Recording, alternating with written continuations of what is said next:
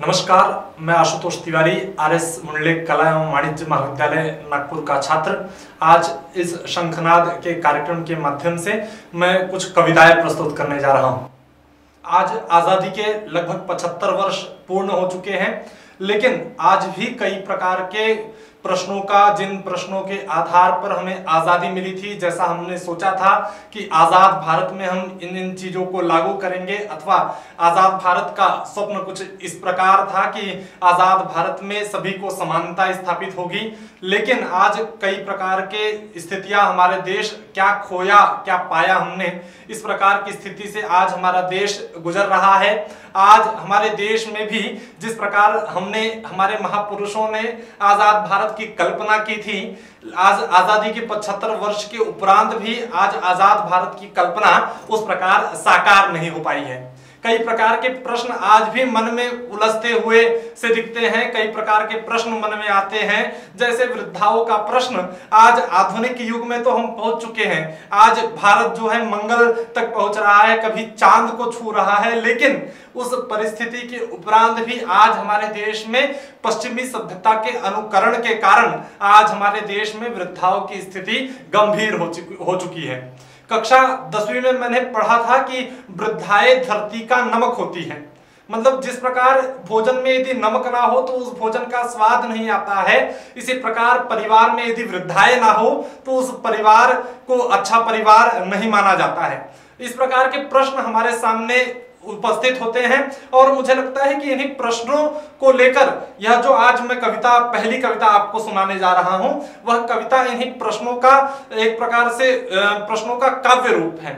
और कविता का शीर्षक कुछ इस प्रकार है कि आइए हम देख ले आजाद हिंदुस्तान, कि देख लो जलती चिताए धर्म की अंगार देखो, कि देख लो जलती चिताए धर्म की अंगार देखो, और चेतकों की टाप देखो भैरवी होंकार देखो, कि देख लो जलती चिताए धर्म की अंगार देखो, और चेतकों की टाप देखो भैरवी होंकार देखो, और आज भू पर जल नहीं।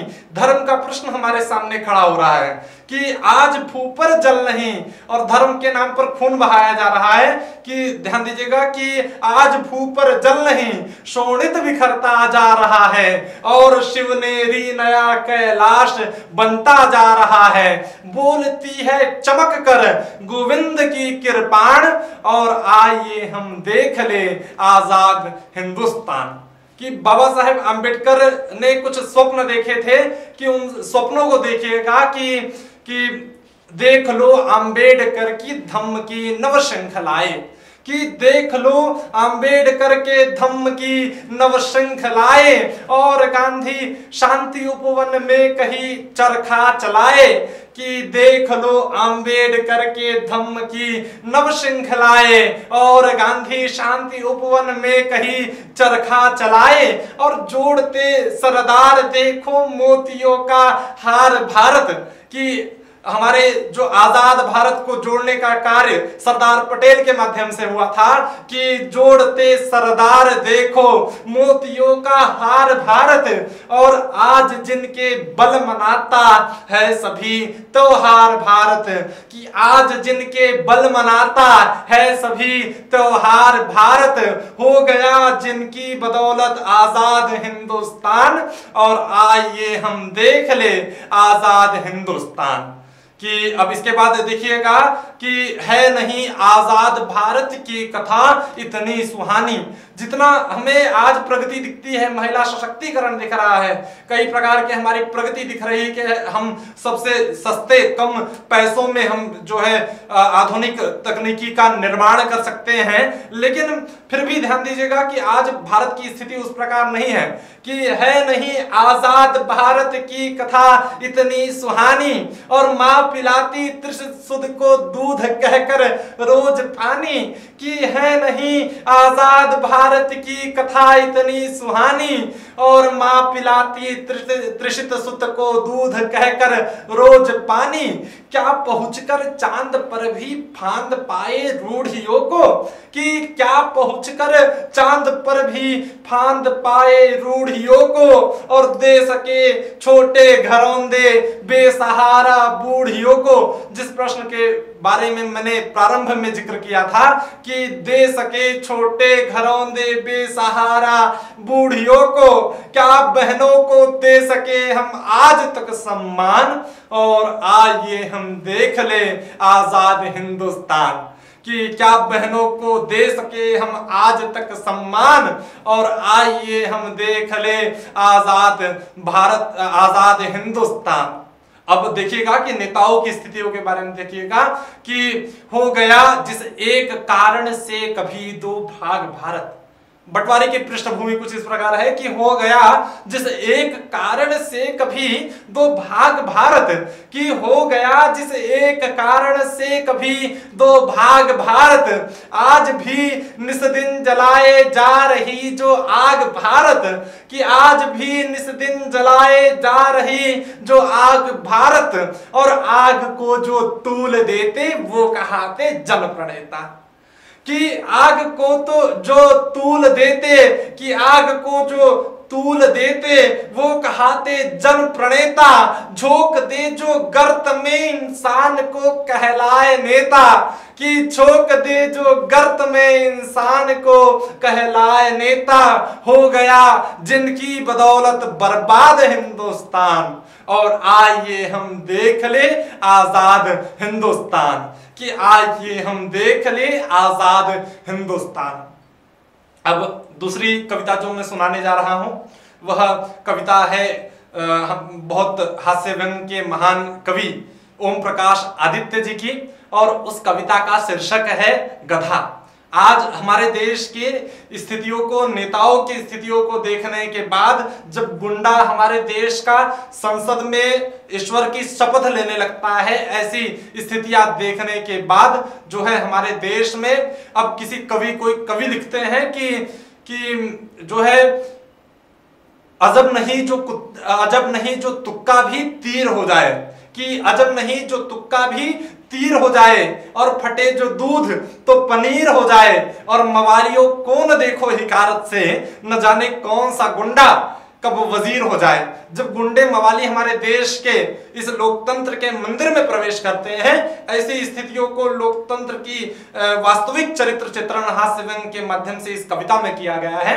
और कविता का प्रारंभ कुछ इस प्रकार होता है कि इधर भी गधे हैं उधर भी गधे हैं, कि इधर भी गधे हैं उधर भी गधे हैं, जिधर देखता हूं गधे ही गधे हैं। कि इधर भी गधे हैं उधर भी गधे हैं, जिधर देखता हूं गधे ही गधे हैं। कि इधर भी गधे हैं उधर भी गधे हैं, जिधर देखता हूं गधे ही गधे हैं, और गधे हंस रहे। कि ध्यान दीजिएगा कि गधे हंस रहे आदमी रो रहा है, कि गधे हंस रहे आदमी रो रहा है, ये हिंदुस्तान में ये क्या हो रहा है। कि गधे हंस रहे और आदमी रो रहा है, ये हिंदुस्तान में ये क्या हो रहा है। कि जवानी का आलम गधों के लिए है, कि जवानी का आलम गधों के लिए है, ये रसिया ये बालम गधों के लिए है। कि जवानी का आलम गधों के लिए है, ये रसिया ये बालम गधों के लिए है, ये दमदम ये पालम गधों के लिए है, और ये संसार सालम गधों के लिए है। कि जवानी का आलम गधों के लिए है, ये रसिया ये बालम गधों के लिए है, ये दमदम ये पालम गधों के लिए है, ये संसार सालम गधों के लिए है। कि जमाने को उनसे हुआ प्यार देखो, कि आज गधों की स्थितियां देखिएगा कि जमाने को उनसे हुआ प्यार देखो, और गधों के गले में पड़े हार देखो। कि जमाने को उनसे हुआ प्यार देखो, और गधों के गले में पड़े हार देखो, ये सर उनके कदमों पे कुर्बान कर दो।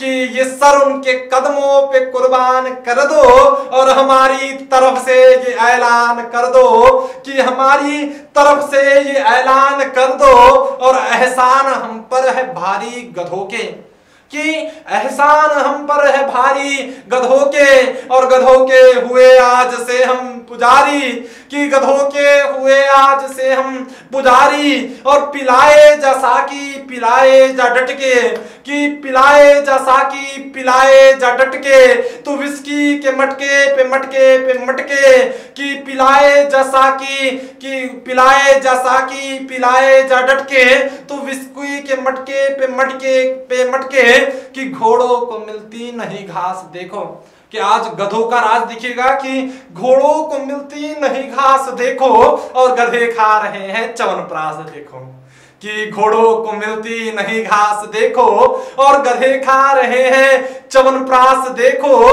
कि घोड़ों को मिलती नहीं घास देखो और गधे खा रहे हैं च्यवनप्राश। देखो जो गलियों में डोले वो कच्चा गधा है, कि अब गधों के प्रकार दिखेगा कि गधे किस प्रकार के हो गए हैं, कि जो गलियों में डोले वो कच्चा गधा है, कि जो गलियों में डोले वो कच्चा गधा है, जो कोठे पे बोले वो सच्चा गधा है, कि जो गलियों में डोले वो कच्चा गधा है, जो कोठे पे बोले वो सच्चा गधा है, जो खेतों में दिखे वो फसली गधा है, कि जो खेतों में दिखे वो फसली गधा है और जो माइक पर चीखे वो असली गधा है। कि अब यहाँ पर माइक तो नहीं है लेकिन सामने माइक नहीं है तो मुझे लगता है कि कोई बड़ी बात नहीं है, कि जो खेतों में दिखे वो फसली गधा है, जो खेतों में दिखे वो फसली गधा है और जो माइक पर चीखे वो असली गधा है। और मैं दुनिया को अब भूलना चाहता हूँ, कि मैं दुनिया को अब भूलना चाहता हूँ,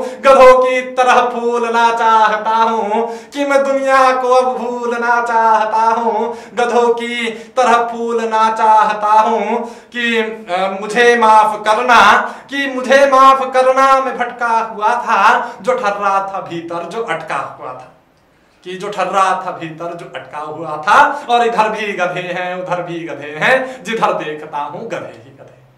अब तो ये बात हो गई गधों की। अब आगे बढ़ता हूं और एक कविता है संघर्ष, उस कविता का नाम है संघर्ष। अब मानव जब जोर लगाता है, दिनकर जी लिखते हैं कि मानव जब जोर लगाता है पत्थर पानी बन जाता है। इंसान के अंदर वो शक्ति है कि वो चाहे तो पत्थर से पानी निकाल सकता है। और जो है कौन कहता है कि आसमान में सुराख हो नहीं सकता, कि कौन कहता है आसमान में सुराख हो नहीं सकता, और एक पत्थर तो तबीयत से उठा लो यारो। और आवश्यकता इस प्रकार की है और यदि इंसान चाहे तो लड़ता है संघर्षों से और जीत भी पा सकता है। कि अब उस कविता का प्रारंभ कुछ इस प्रकार होता है कि आज हुआ संघर्ष वायु का मानव के युग कर से, कि आज हुआ संघर्ष वायु का मानव के युग कर से, और जांग बाह मिलकर जूझे है कौन डरे अपडर से। कि आज हुआ संघर्ष वायु का मानव के युग कर से, कि आज हुआ संघर्ष वायु का मानव के युग कर से, और जांग बाह मिलकर जूझे हैं कौन डरे अपडर से।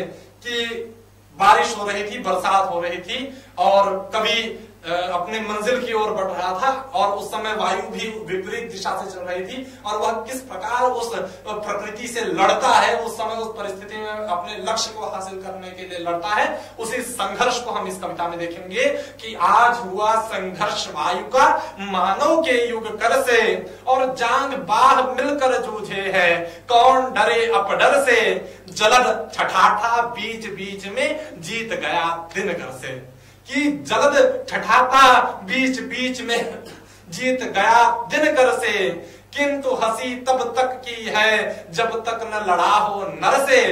कि किंतु हंसी तब तक की है जब तक न लड़ा हो नर से, और जलत बात के साथ साथ अब लिया नीर ने वैर।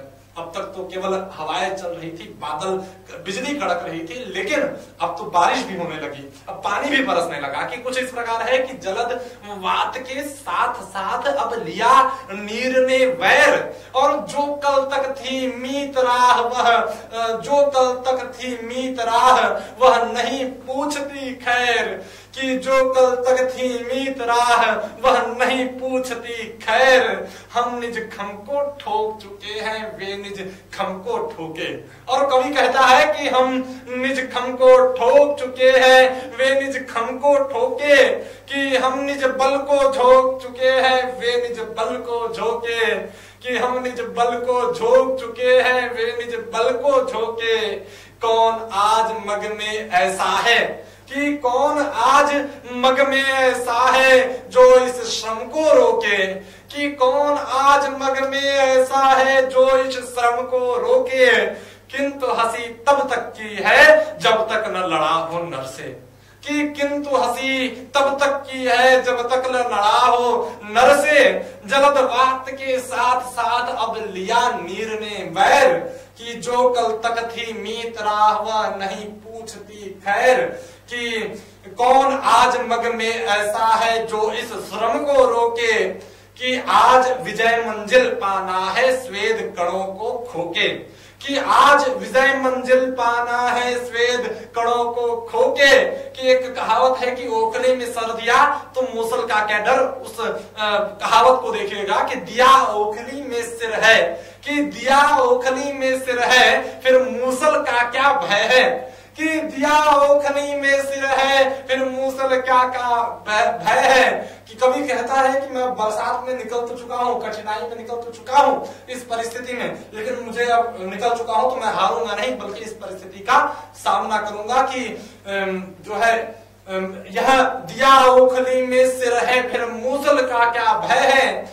यह अपेल है शिलालेख सा अमिट सत्य निश्चय है, कि यह अपेल है शिलालेख सा अमित सत्य निश्चय है। शीतवात की क्या बिसात है मन की अगन प्रखर है। यदि इंसान ने निश्चय कर ही लिया है तो निश्चय के आगे कोई हार नहीं मानने वाला है इंसान। तो शीतवात की क्या बिसात है, ऐसे समय में ठंडी हवा क्या बिगाड़ सकती है उस व्यक्ति की, जिस व्यक्ति के मन में अग्नि प्रखर जली हुई है, भभक रही है।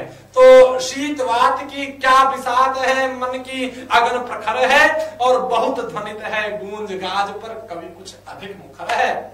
कि बहुत ध्वनित है गूंज गाज पर कभी कुछ अधिक मुखर है, कि वर्षा की हर बूंद बूंद में था बल एक प्रस्तरसा, कि वर्षा की हर बूंद बूंद में था एक बल प्रस्तरसा। आज बना हर एक विटप मेरे हित में ही घर सा, कि आज बना हर एक विटप मेरे हित में ही घर सा। किंतु आज तो युद्ध क्षेत्र की ओर मुझे जाना है, किंतु आज तो युद्ध क्षेत्र की ओर मुझे जाना है, कि किंतु आज तो युद्ध क्षेत्र की ओर मुझे जाना है। जल बूंदों की चोट खाए के निज शरव्य पाना है, कि जल बूंदों की चोट खाए के निज शरव्य पाना है। और आज पवन को निज गति से मैं, कि आज पवन को निज गति से मैं काट काट चलता हूँ, कि आज पवन को निज गति से मैं काट काट कर चलता हूँ। जो कांटों की लौह तार में सुंदर उपवन पलता है। आज मैं किस प्रकार सामना कर रहा हूँ इस बरसात का, जिस प्रकार कांटों की लोहे की जो तार रहती है उसमें जिस प्रकार उत्तम उत्तम प्रकार के फूल खिले रहते हैं। और कि जब निसर्ग ने मानव की क्षमता से मानी हार, कि अब तो निसर्ग भी हार गए, आज ये प्रकृति भी हार गई मानव के कोशिश के आगे।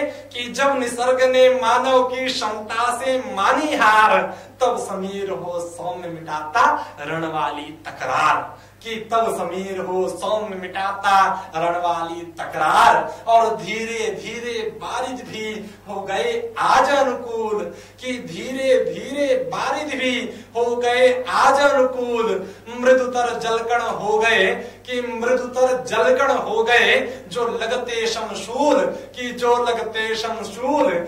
मानव ने विधना की गति, कि मानव ने विधना की गति तक को भी कांध लगाया, कि मानव ने विधना की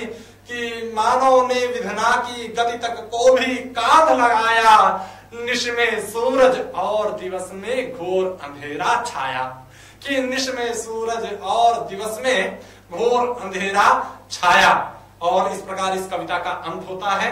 और बिल्कुल दिनकर जी ने और एक पंक्ति लिखा है कि मल्लाहों का चक्कर छोड़ो, तैर के दरिया पार करो, कि तूफानों से आंख मिलाओ, फैलावो परवार करो, और मल्लाहों का चक्कर छोड़ो, तैर के दरिया पार करो। यदि व्यक्ति कोशिश करता है तो कोशिश करने वालों की कभी हार नहीं होती। और बहुत बहुत धन्यवाद।